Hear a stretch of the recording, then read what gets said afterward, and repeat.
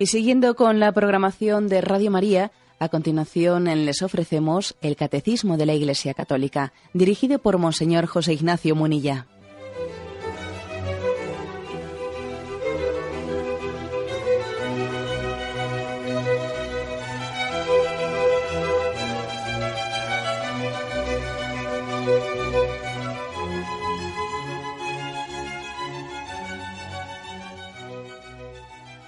Un cordial saludo a todos los oyentes de Radio María. Un día más, con la gracia del Señor, proseguimos el comentario del Catecismo de nuestra Madre, la Iglesia.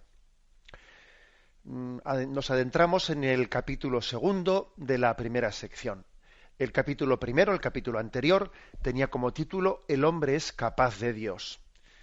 Y en él se había hablado de el deseo natural que existe en nosotros de Dios, la capacidad que tenemos de conocerle a Dios racionalmente. Dios nos ha dado unas capacidades de conocerle. Y ahora, después de ese primer capítulo, el hombre es capaz de Dios, el segundo capítulo es Dios al encuentro del hombre. Más allá de esa capacidad natural con la que Dios nos ha creado para conocerle a Él, más allá de eso, Dios ha salido a nuestro encuentro. Es el tema de la revelación. Bien, el primer punto es el punto 50, que dice así: mediante la razón natural, el hombre puede conocer a Dios con certeza a partir de sus obras. Interrumpo aquí, esto es lo que en el capítulo anterior se ha explicitado. Dios nos ha dado una capacidad racional que puede deducir desde las criaturas la existencia del Creador. Incluso también puede deducir algunas cualidades de ese Creador, su infinitud, su grandeza, bueno, su bondad. Pero, continúa diciendo, pero existe otro orden de conocimiento que el hombre no puede de ningún modo alcanzar por sus propias fuerzas, el de la revelación divina. Y aquí cita pues un decreto del Concilio Vaticano I en el que se define esa distinción de cómo hay que diferenciar claramente una religiosidad natural de una religiosidad revelada. Religiosidad natural es aquella que tiene en el hombre, parte del hombre, la iniciativa de cómo accedemos a Dios. Pues ha existido una religiosidad natural en la que el hombre imagina, de alguna manera inventa, deduce cuál puede ser su relación con Dios, etcétera, y también él mismo pues da origen a unos ritos, a unos caminos de comunión con Dios. Esa es la religiosidad natural que parte del hombre para intentar llegar a Dios. Pero es que hay otra religiosidad esencialmente diferente, que es la religiosidad revelada, la sobrenatural, que no tiene en nuestra iniciativa el punto de partida, no, sino que tiene en Dios mismo el punto de partida. Por eso dice, no, existe otro orden de conocimiento que el hombre no puede de ningún modo alcanzar por sus propias fuerzas, el de la revelación divina. Y continúa diciendo, por una decisión enteramente libre, Dios se revela y se da al hombre.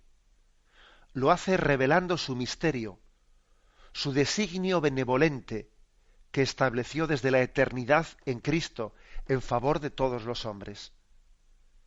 Revela plenamente su designio enviando a su Hijo amado, nuestro Señor Jesucristo, y al Espíritu Santo. Bueno, por lo tanto hay dos órdenes de conocimiento que lógicamente no se excluyen el uno al otro.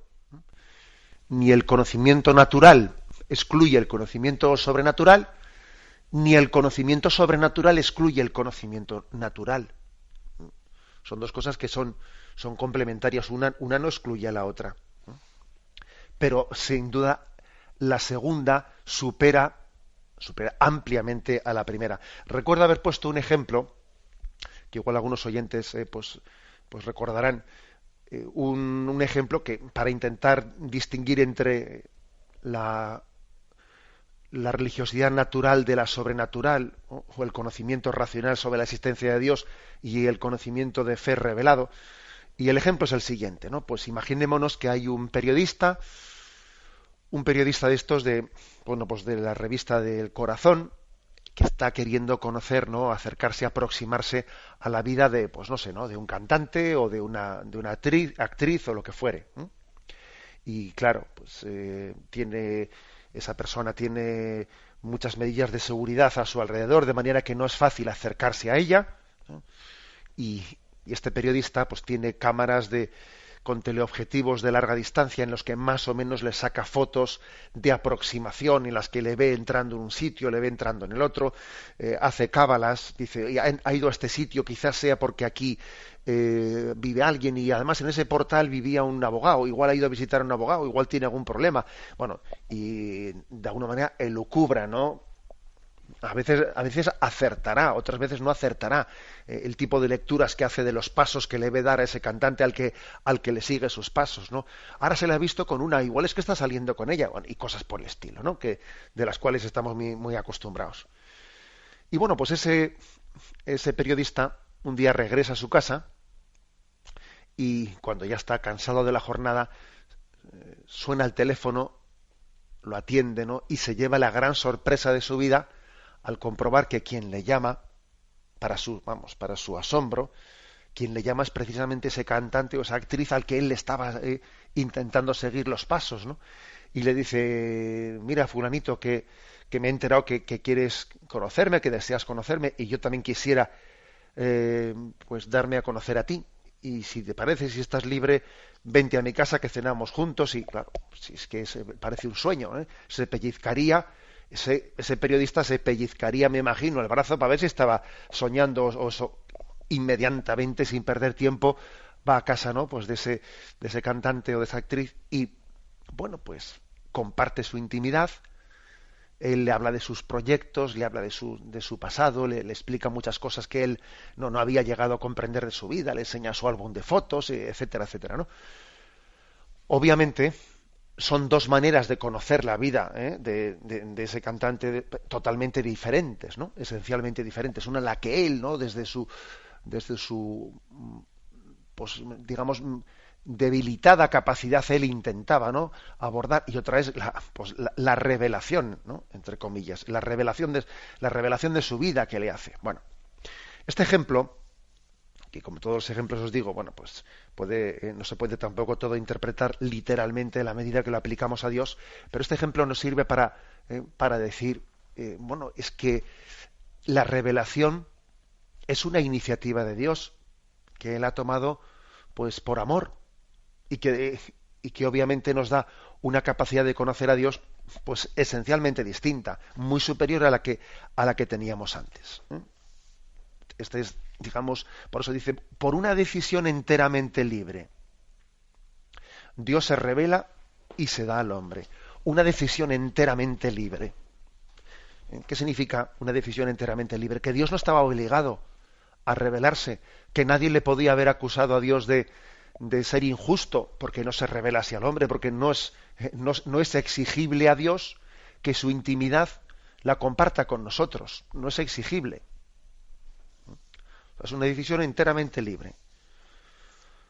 Porque Él ha querido, por su voluntad, por su bondad, porque algunos dirían porque le da la gana, ¿no? Bueno, bien, la expresión le da la gana es una expresión que tiene muchos peligros de aplicársela a Dios, porque generalmente la expresión me da la gana suele ser más que indicativa de una voluntad madura, pues suele ser en nosotros, suele ser indicativa de, bueno, pues que más bien actuamos bajo el efecto de las pasiones, ¿no?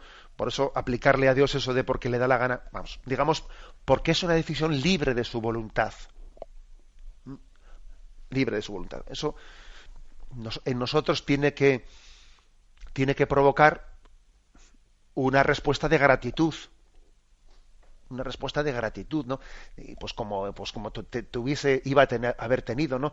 Ese periodista, en ese caso hipotético que hemos puesto, una respuesta de gratitud tremenda, sobre todo porque cuando a los periodistas se les suele invitar a ese tipo de reportajes de exclusivas es a tocateja pagando dinero. Pero es que en este caso, en el caso de Dios, se trata de que nos ha invitado gratuitamente, por pura dádiva suya, ¿no? a conocer su intimidad. Por eso yo diría, ¿Somos conscientes de lo que supone la revelación de Dios, de su gratuidad? Bueno, pues yo diría que eso dependerá del sentido de gratitud, de cómo atendemos la palabra de Dios. El que es consciente es alguien que tiene hambre y sed de la palabra de Dios. Ahora, si alguien, pues cuando escucha la palabra de Dios, cuando escucha la predicación o cuando se le dirige la predicación de la Iglesia, etcétera, bueno, pues a ver si no nos enrollamos mucho, a ver si es cortito esto. Si está en esa actitud, posiblemente es que no tenga conciencia de lo grande y lo maravillosa que es que Dios haya revelado, que se haya descubierto. Como a veces se nos dice, ¿no?, a los sacerdotes cuando vamos a comenzar una misa, una boda, etcétera, ¿no?, y te dice algún familiar del novio o el novio mismo, le dice al sacerdote, será cortita, ¿verdad? Será cortita. Y es que después hemos quedado para sacar reportaje de fotos y nos han dicho en el restaurante que no nos retrasemos mucho. Y te dice, será cortita, ¿verdad? Y luego él llega 20 minutos tarde a la boda. Bueno, permitidme la broma, pero ¿qué quiero decir con esto? Que hay indicios, ¿no? Indicios como, bueno, he dicho estos, ¿no? Pero otros indicios en los que dejamos patente que no tenemos conciencia de la maravilla de la revelación, que Dios te descubre, ¿no? Y tú estás diciendo que sea cortita mi boda y que el cura predique en 1 minutito y medio, ¿no? O sea, que si conocieses el don de Dios, si conocieses lo que es que Dios se te descubre, ¿cómo ibas a estar regateando 2 minutos y 3 minutos para que se te predique la palabra de Dios? ¿Cómo ibas a regatearlo? Bueno, o sea, que sí que deberíamos no únicamente escuchar esto como palabras bonitas, sino luego, aunque sea un poco meter el dedo en la llaga, meter el dedo en el ojo, después examinarnos de si tenemos hambre y sed, ¿no?, de acoger la palabra de Dios, de acoger la revelación de Dios que nos habla. ¿Te imaginas lo que es que Dios te esté hablando o que Dios te esté llamando y nosotros demos comunicando? Pues claro, estás hablando con otras cosas, ¿no? O estás atento a la tele o como a veces les pasa a los jóvenes, ¿no?, que van con los casquitos puestos por la calle. Entonces estoy a otra cosa, ¿no? Yo creo que el mayor sufrimiento de Dios tiene que ser el de quien se quiere revelar y ve que sus hijos no acogen su llamada. Acordaros de ese episodio del que tantas veces os he referido, en el que Jesús llora al ver Jerusalén, Jerusalén, Jerusalén, que apedreas a los profetas, que rechazas a los que te son enviados. ¿Cuántas veces he querido reuniros y no habéis querido? Bueno, la revelación de Dios, consecuencia de una decisión libre y amorosa. Libre y amorosa quiere decir por amor. Y libre, lógicamente, quiere decir pues que no es, o sea, que no es debida, no es debida, sino que es gratuita. Bien, tenemos un momento de reflexión y continuaremos enseguida.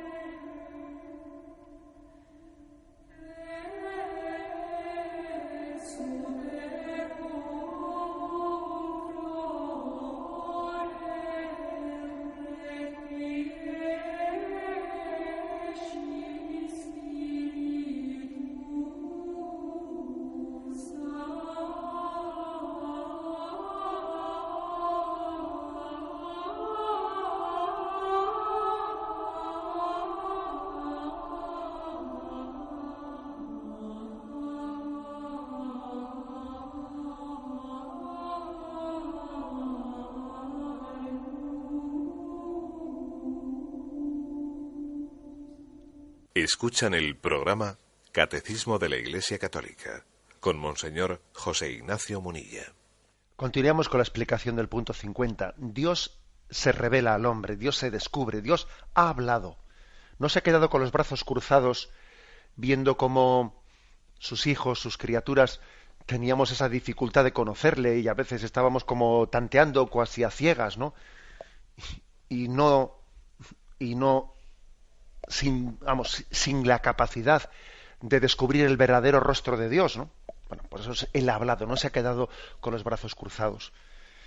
Bueno, pues quisiera hacer una reflexión sobre las dificultades que también nuestra cultura, nuestro pensamiento tiene para aceptar esto. Es curioso porque estamos hoy en un momento en el que a mí me parece que esta es la verdadera frontera entre la creencia y la increencia. Así como en el momento en el que la ideología marxista pues estaba muy en el candelero, en aquel momento pues parecía que la frontera era la afirmación de la existencia o no existencia de Dios, y el marxismo afirmaba que la religión es el opio del pueblo, que era una construcción pues para engañar, ¿no? Para engañar a los pobres del mundo y para consolarles con el cielo y etcétera, etcétera, ¿no? Nos acordamos de aquella doctrina comunista y que afirmaba como el ateísmo científico, etcétera.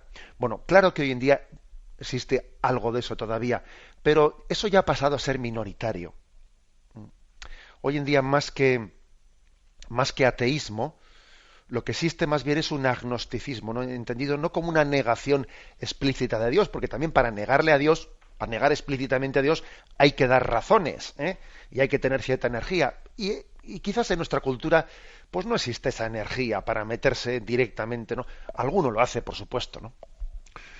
Más bien decía que la frontera actual, más que en la creencia o en el ateísmo, está en el agnosticismo, es decir, decir, es posible, ¿no?, que exista un ser superior, trascendente, una energía infinita, pero lo que ya se descarta como absurdo es la posibilidad de que Dios llegue a tener una relación personal con nosotros, que sea un Dios que nos hable, que se comunique con los hombres. Eso ya, esta es la frontera, creer en la revelación o no creer en la revelación, más que creer o no creer en Dios. Bueno, es que claro, existe, ¿cómo Dios va a venir ante nosotros y nos va a hablar? Bueno, hombre, eso es como una continuación moderna de la tendencia gnóstica que existió desde los primeros siglos en la Iglesia, una tendencia gnóstica a quien le repugnaba que los misterios trascendentes, sobrenaturales, sean presentados con la cercanía y la concreción propias de algo que está a nuestro alcance. Digamos que este agnosticismo lo que viene a decir es que la revelación, eso de que Dios nos habla y nos muestra el camino y nos enseña los mandamientos y nos da unos sacramentos para hablar con Él, ¿no? Eso sería el recurso de los ignorantes, que necesitan ver y palpar y poner velitas, ¿no? Y se ridiculiza de esta manera, porque son incapaces de pensar y de abstraer, ¿no? Y Bullmann fue quien dijo que lo divino no puede acontecer de este modo tan así tosco, tan inmediato, que se puede ver y palpar, ¿no? O sea, la tesis de Bullmann era que lo divino no puede acontecer de un modo humano. No, eso es imposible. Dios no puede actuar o manifestarse sensiblemente en el espacio ni en el tiempo. Dios no puede ser la causa de acontecimientos físicos. O sea, cómo Dios va a intervenir en las leyes físicas del mundo. Es decir, todo esto, esta especie de gnosticismo y agnosticismo, ¿no?, que es una mezcla curiosa, conduce a una especie de filosofía del no acontecimiento, a una teoría en la que se niega sistemáticamente la posibilidad de que Dios intervenga en el mundo, de que Dios nos hable, de que Dios se encarne, de que Dios haga milagros, etcétera, etcétera. Desde el presupuesto de que Dios no puede manifestarse en la historia. Bueno, y ahora vamos a hacer una crítica a esta teoría, Vamos a ver. Porque claro, se parte de esta mentalidad racionalista que alardea de que, bueno, de que eso es un pensamiento más filosófico, más puro, que más desarrollado de la trascendencia, ¿no? Oiga, pero usted le va a decir a Dios lo que puede o lo que no puede hacer. Es que usted le va a impedir a Dios ser Dios. Es que usted acusa, es curioso, ¿no? Usted acusa de que la religión está constriñendo la divinidad en un mensaje revelado. Y usted pretende, según sus esquemas ideológicos racionalistas, ¿no?, decir lo que Dios puede hacer o no puede hacer. Es que usted pretende limitar la libertad de Dios. Es que si Dios es amor, Él no puede hablarnos, porque usted lo diga, porque a usted le parezca eso cosa de gente ignorante, no sé qué. O sea, es curioso, ¿no? O sea, que a veces no le dejamos a Dios ser Dios. Además de tener cierta dificultad, ¿no?, de comprender la dinámica del amor, porque el amor tiende a comunicarse, el amor tiende a darse. Entonces, la verdad es que para entender por qué Dios se ha revelado, porque Dios nos ha hablado, pues igual hay que ser un poco padre, hay que ser un poco madre, y entender cómo un padre y una madre difícilmente van a permanecer callados viendo cómo su hijo va por el camino de la perdición. No se van a quedar con los brazos cruzados, es que van a ir en su búsqueda, van a salir en su búsqueda. Por eso a veces no comprendemos a Dios y no comprendemos la revelación, porque no tenemos corazón de padre o de madre. Por lo tanto, no solo Dios es libre para poder revelarse, no solo es una potestad suya, sino que además es que es perfectamente coherente con la imagen de Dios, amor, que la revelación nos ha comunicado. ¿Hay algo más comunicativo que el amor? Y nos atreveríamos a decir que ese rechazo a la revelación, a la posibilidad de que Dios se revele, en el fondo esconde una resistencia del hombre al amor de Dios. Es la desconfianza hacia lo que Dios quiera decirnos, hacia los caminos que Él trace, ¿no?, para que lleguemos a Él, como diciendo, mira, no me marques el camino muy concretito, porque yo quiero ser más bien cabra que oveja y yo iré por donde me parezca. El rechazo de la revelación esconde la sospecha de que Dios viene a robar nuestra libertad o a robar nuestra autonomía o a impedir nuestra felicidad. Es no fiarse de Dios. Y bueno, y frente a esto nosotros lo que afirmamos es que la libre decisión de Dios de revelarse es consecuencia de su amor, de un amor apasionado, que le lleva a implicarse en la historia, que aquello que dice, creo que es alguna poesía o algún himno litúrgico del tiempo de Navidad, que dice, el amor no soporta el silencio, el amor es comunicativo. Siempre es necesario, ¿no?, que alguien tome la iniciativa, y claro, la iniciativa parte de Dios. Acordaros del texto de Juan 15:16, no sois vosotros los que me habéis elegido a mí, sino que soy yo quien os he elegido a vosotros. Bueno, en resumen, que la revelación es posible porque Dios es libre y Dios es infinitamente misericordioso. Infinitamente misericordioso.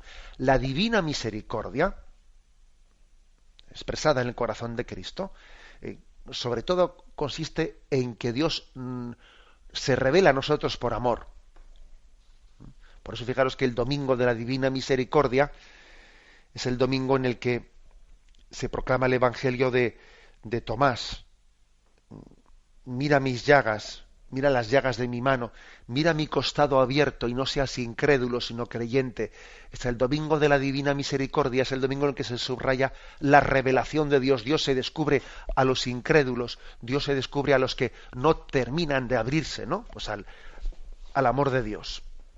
La divina misericordia, misterio del domingo in albis, del segundo domingo de Pascua, es la revelación de Dios.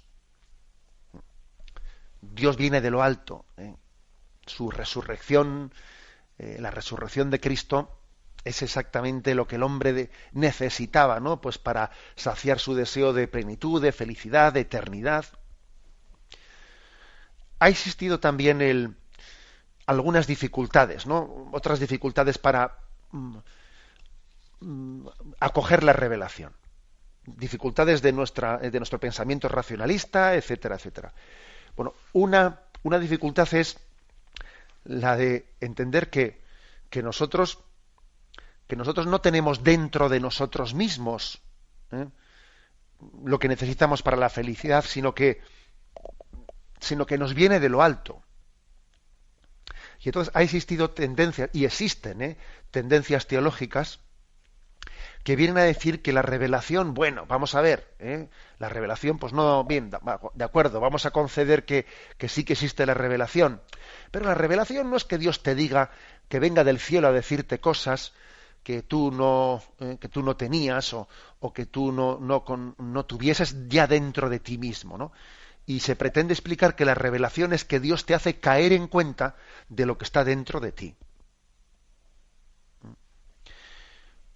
Incluso se pone la famosa imagen de Sócrates, que Sócrates que explica el conocimiento de la verdad en base a lo que es el oficio de la comadrona, de la partera, que del mismo modo que la comadrona no introduce al niño en el seno de la madre, sino que le ayuda para que sea ella la que lo dé a luz, así Sócrates pretendía, o sea, decir que la verdad está dentro de ti y que bueno, el filósofo lo que tiene que hacer es hacer de partera, sacarte la verdad que tienes dentro de ti. Bueno, esto es lógico que lo dijese Sócrates antes de Jesucristo, porque él como filósofo que es, no conoce la revelación que viene de lo alto.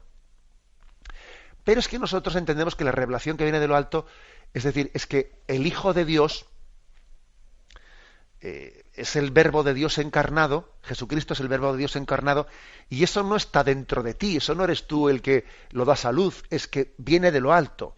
Y la revelación está infinitamente por encima de tus capacidades.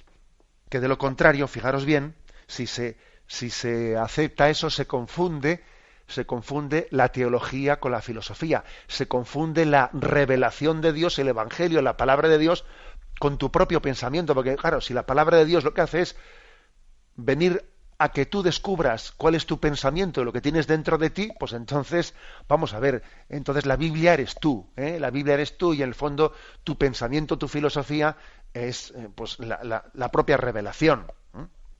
Entonces, este tipo de teorías que por desgracia se han dicho y se dicen y se difunden pues por algunos teólogos que no están en comunión con el magisterio de la Iglesia, y también los obispos tenemos que hacer, ¿no? Pues esa denuncia y poner el dedo en la llaga. Este tipo de explicaciones vacía de su contenido el concepto de la revelación, porque si la revelación ya no es la palabra que Dios me dirige a mí desde lo alto, sino que es descubrirme yo a mí mismo y lo que yo tengo dentro de mí, oiga, pues entonces confundimos la revelación con la introspección. Claro, y confundimos al teólogo con el filósofo, lo confundimos. Bueno, esta es una de las dificultades para entender bien hoy en día el concepto de la revelación.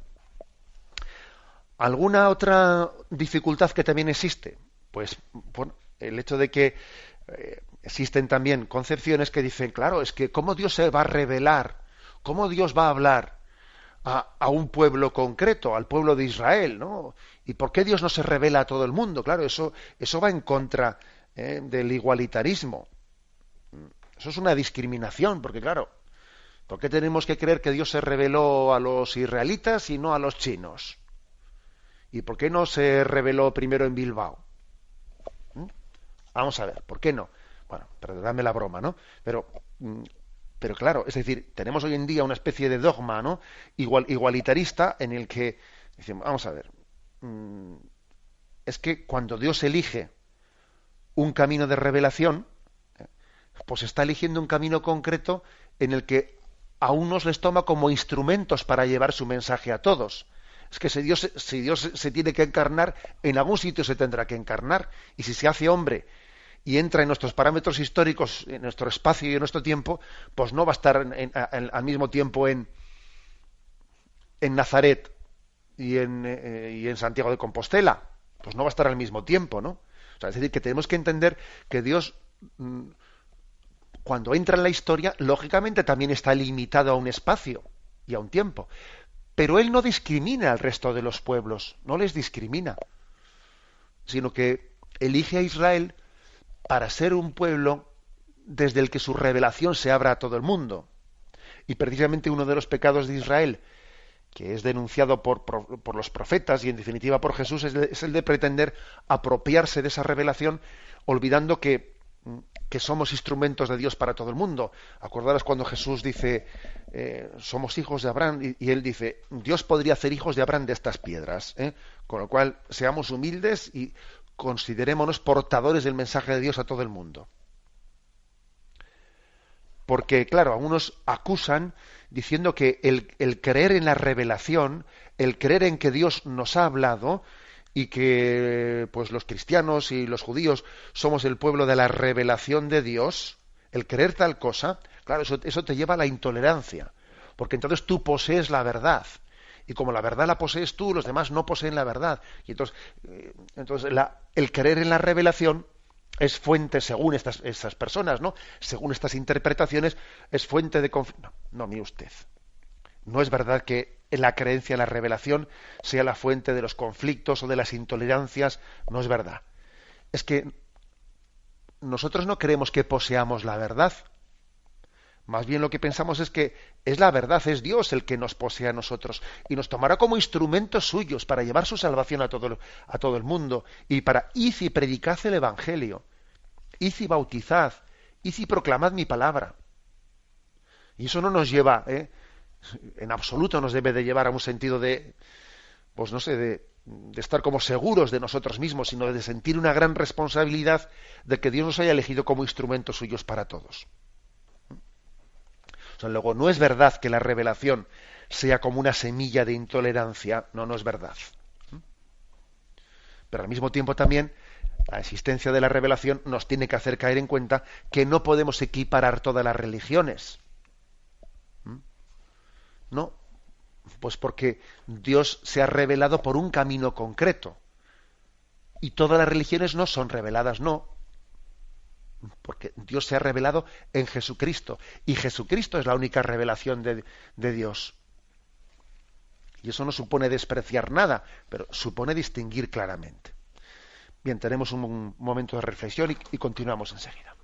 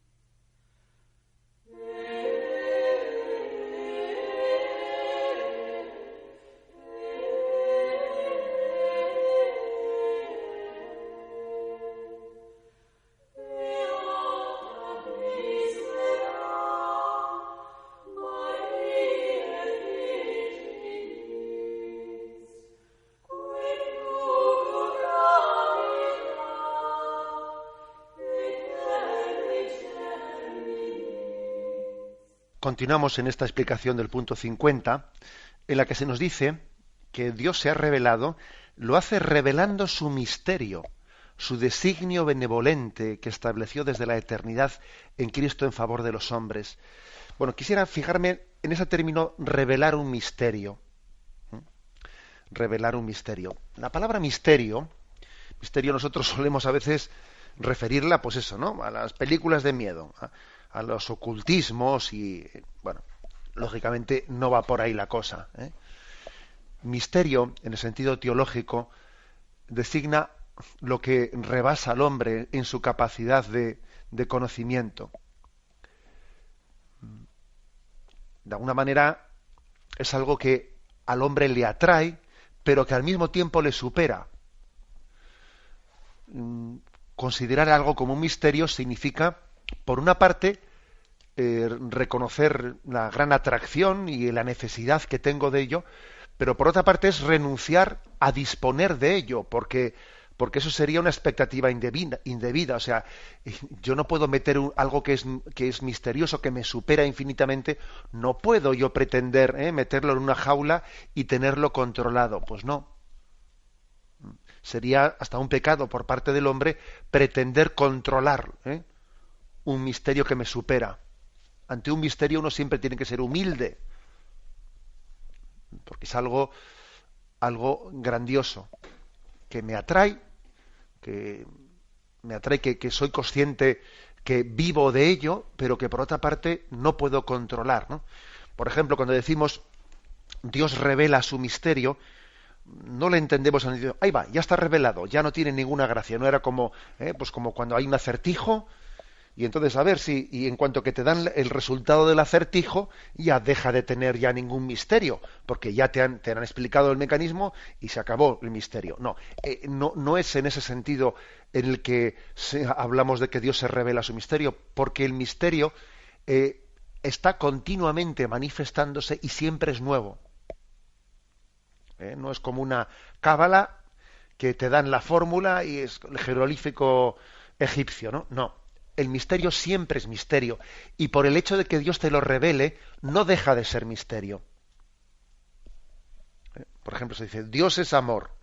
Ah, descubierto el misterio, ya está. No. Te lo ha descubierto, te lo ha revelado, pero sigue siendo un misterio. O sea, es algo que supera la mera razón humana.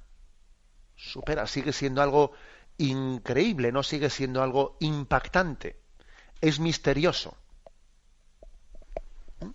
En ese sentido, la revelación es como un pequeño adelanto de la visión beatífica en el cielo, un pequeño adelanto en el que en el cielo tendremos toda la eternidad, ¿no? Pues para contemplar un misterio que no agotaremos nunca, nos quedaremos siempre cortos, ¿no?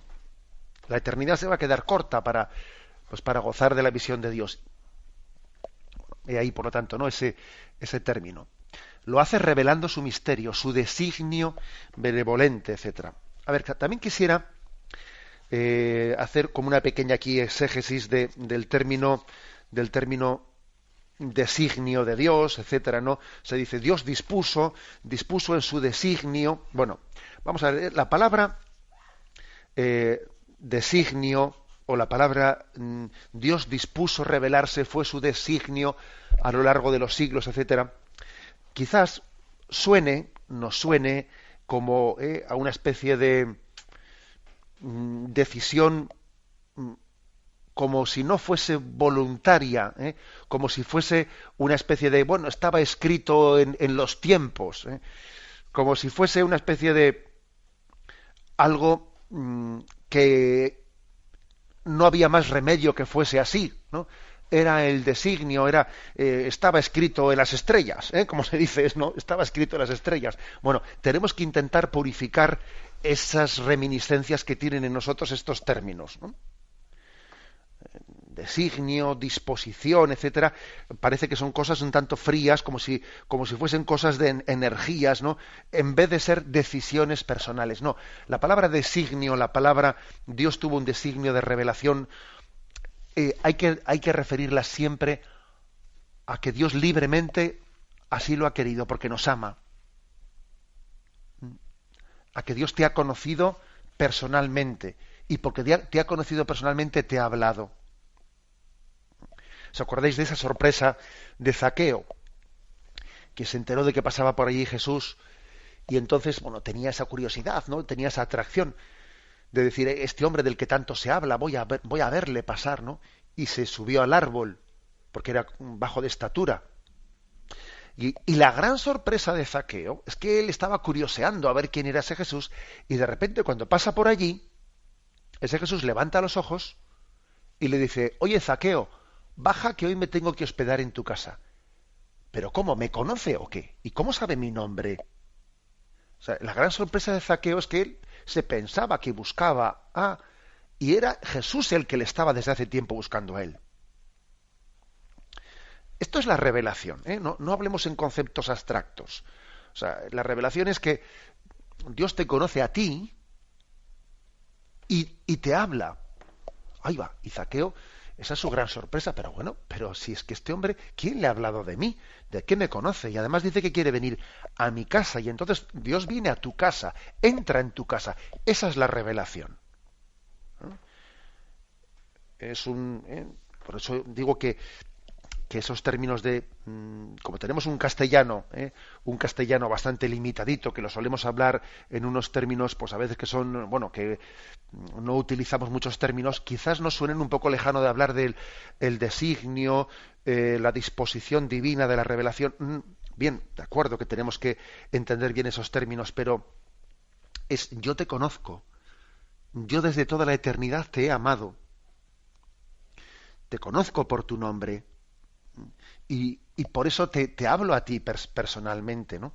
En una revelación que al mismo tiempo pues se da a un pueblo, se da al pueblo de Israel, se pone en manos de la Iglesia como depositaria de esa revelación. Y finalmente termina diciendo, revela plenamente su designio enviando a su Hijo amado, nuestro Señor Jesucristo, y al Espíritu Santo. ¿Os acordáis? ¿Os acordáis de esa parábola del Evangelio?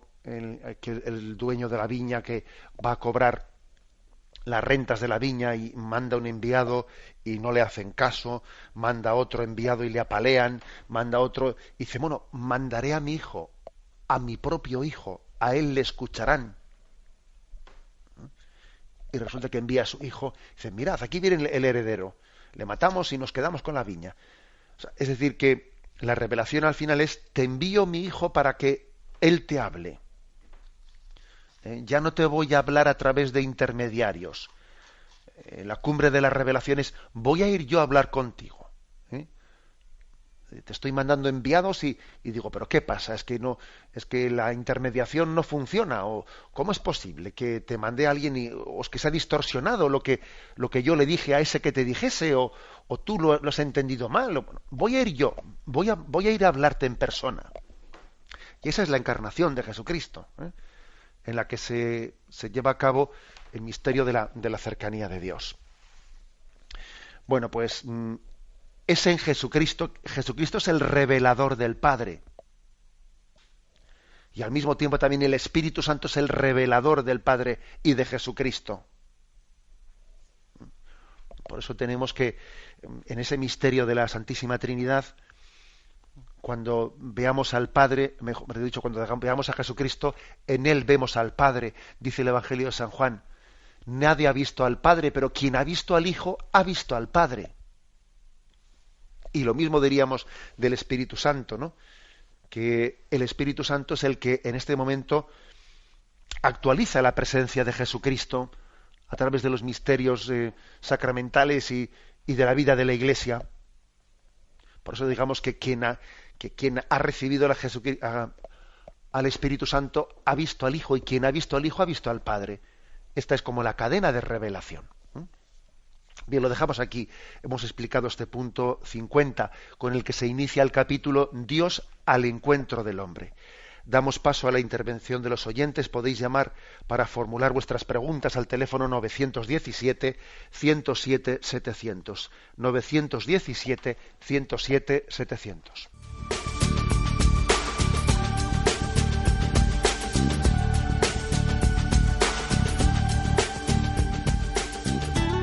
Radio María le ofrece la oportunidad de recibir en su casa sus programas favoritos.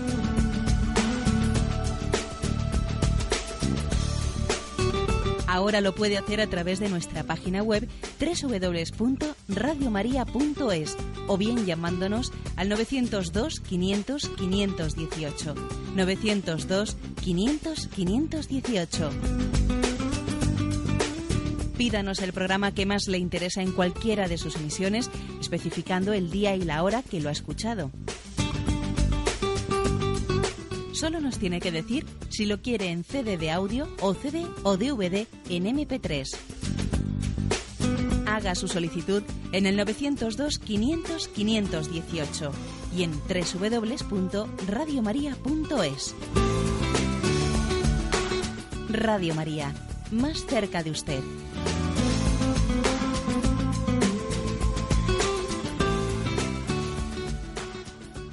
Dejé ayer sin contestar una pregunta que hizo un oyente sobre qué significaba Domingo Inalvis. Bueno, pues lo he consultado.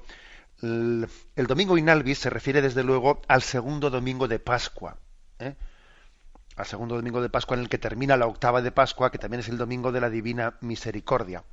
Y parece ser que la palabra Inalvis, que no hace referencia a las albas, a las túnicas blancas con las que los bautizados se habían revestido en la vigilia pascual, y que iban toda la semana, toda la octava de Pascua, vestidos con esas túnicas blancas,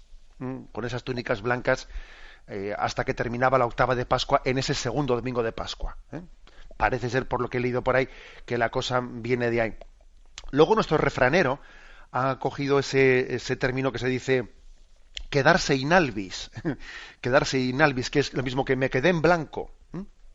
Me quedé en blanco, es decir, se me fueron de la cabeza otros pensamientos y me quedé en blanco. Bueno, pues parece ser que también esa expresión de quedarse inalvis viene también de que en el momento en que alguien se ha bautizado, se ha desprendido del hombre viejo y se ha quedado únicamente limpio y puro para Dios. Entonces me quedé inalvis, es que me desprendí de todo lo demás y me quedé en blanco y puro delante de Dios. Bueno, pues nada, aquí también las preguntas de los oyentes sirven para investigar un poco. Damos paso a un siguiente oyente. Buenos días. Hola, buenos días. Buenos días, sí, le escuchamos. Adelante. A ver, monseñor, a ver si me puede solventar una duda. Mire, yo no creo en el infierno y le digo el porqué. Dios nos hizo a su imagen y semejanza. Uh-huh. Entonces, Dios es amor infinito, es misericordia infinita y es perdón infinito. Todo Él es infinito.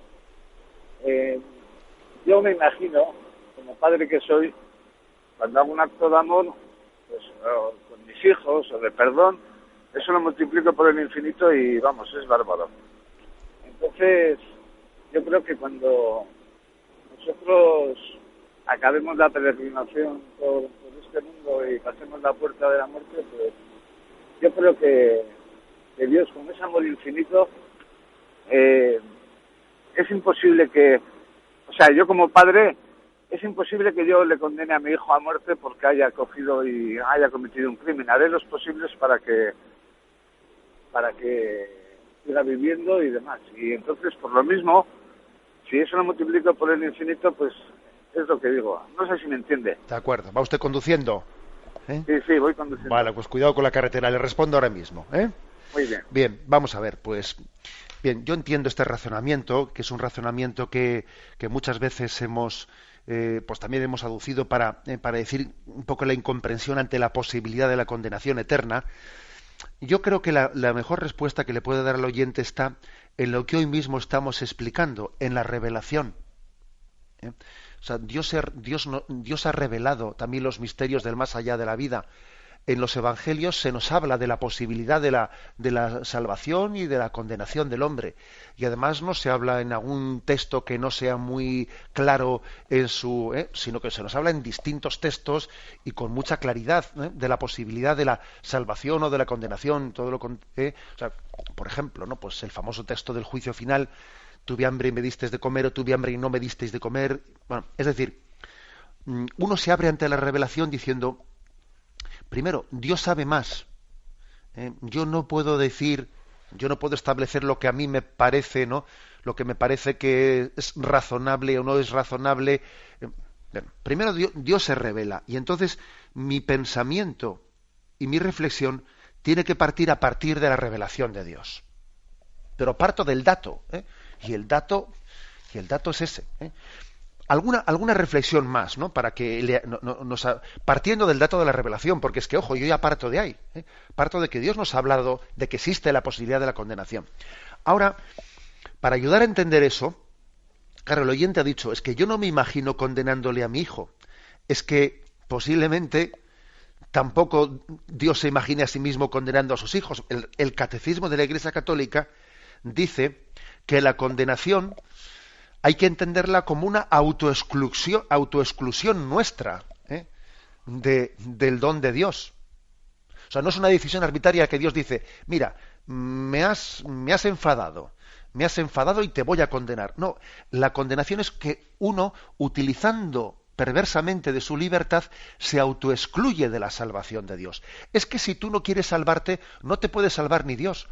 Y como el oyente, ya sé que es una frase fuerte, pero la repito, es que si uno no se deja salvar, es que no le puede salvar ni Dios. Y siguiendo el ejemplo que ha puesto el oyente de su hijo, ¿no puede ocurrir también acaso que un padre le da lo mejor a su hijo, y su hijo lo rechaza? Lo rechaza, con lo cual, quizás para entender este misterio hay que hablar de la autoexclusión. Es que Dios nos ha creado y respeta nuestra libertad. Y no puede no hacerlo porque no se puede ser libre y al mismo tiempo estar obligado al mismo tiempo. Porque no se puede hacer un círculo cuadrado. O es círculo o es cuadrado. O somos libres o no somos libres. Pero si somos libres, existe la posibilidad de que utilicemos nuestra libertad rebelándonos frente a Dios y rechazando su salvación. Bueno, en fin, misterio es misterio, pero que es un misterio que ha sido revelado. Y en eso pues tenemos que ser humildes ante Dios. Yo no me imagino a Dios contándonos el cuento en el Evangelio de la historia del coco, o del hombre del saco. No, yo creo que son palabras de verdad y de vida. Damos paso a un siguiente oyente. Buenos días. Hola, buenos días. Sí. Está aquí. Adelante, Paqui. Padre José Ignacio, sí, escuchamos. Gracias por todo. Muy bien. Yo soy consciente de que el Señor todos los días, a través del Evangelio, me dice, a veces de forma muy concreta, me responde cuál es su voluntad con respecto a preguntas que yo le hago, de cosas cotidianas incluso. Y a veces me responde días posteriores, pues porque es más importante, lo que me tiene que decir ese día es más importante de lo que yo le pregunto. Y también, sobre todo es eso. Pero yo también me pregunto si a través de, porque yo a través de usted, a través de otros hermanos, también encuentro respuestas a preguntas que me hago. Para mí es más importante la palabra de Dios, pero yo no sé si Dios también me puede hablar a través de los sacerdotes, de un hermano, de cualquier persona. Sí, de acuerdo. Mire, la verdad es que obviamente no se puede decir que hay que distinguir entre lo que es la revelación, que es la palabra de Dios, y la tradición, de otros medios humanos, ¿no? Pero es verdad que hay medios humanos que lo que pueden hacer es hacernos más accesible la revelación, explicárnosla pedagógicamente. O, por ejemplo, en el caso de los santos, su testimonio de vida lo que hace es que la revelación nos resulte convincente, porque claro, uno ve un santo, ve la coherencia de su vida, le enamora, ve la Madre Teresa de Calcuta y entonces le resulta convincente lo que dice el Evangelio. No una palabra teórica, sino una palabra viva. No es que nosotros pongamos al mismo nivel a la Madre Teresa de Calcuta o a un catequista, al mismo nivel que la revelación en absoluto, pero es verdad que es un instrumento de Dios para hacerme más accesible, más comprensible lo que es la revelación. Ahora, ese instrumento no es la revelación misma. Eso, bueno, entendido así, pues no es incorrecto. Damos paso a un siguiente oyente. Buenos días. Buenos días, monseñor. Sí, adelante, le escuchamos. Pues mire, estamos unas amigas y unas decimos, yo por ejemplo digo, hay que pedir a través de nuestros difuntos para que intercedan ante Dios por nosotros. Y las otras dicen que no, que los difuntos pueden estar sufriendo y que no pueden interceder ante el Señor por nosotros. Esa es la pregunta. Bien. Pues mire usted, vamos a ver, la verdad es que las almas de los fieles difuntos en el purgatorio sí pueden interceder por nosotros. Nosotros intercedemos por ellas, pero también ellas interceden por nosotros. En el purgatorio obviamente no existe, ¿no?, una capacidad de intercesión tan plena como existirá en el cielo, desde la visión con Dios, pero la verdad es que también en la tradición de la Iglesia ha existido pues el encomendarse a las almas del purgatorio. que por eso también hay que decir que existe una comunión con ellas, yo rezo por ti, tú rezas por mí. Se puede, y ¿cómo un alma de purgatorio que está purificándose puede interceder por nosotros? Hombre, ¿acaso nosotros no podemos interceder por otros que estamos también aquí purificándonos e incluso estamos a veces en pecado? O sea que quiero decir que por la misma regla de tres que alguien desde aquí con todas sus imperfecciones puede interceder, también un alma de purgatorio puede interceder. Pues nada, dígale eso a sus amigas. Y eso quiere decir que nuestra oración por las almas de purgatorio tiene que ser intensa, porque la de ellas es intensa por nosotros. Me despido con la bendición de Dios Todopoderoso, Padre, Hijo y Espíritu Santo. Alabado sea Jesucristo.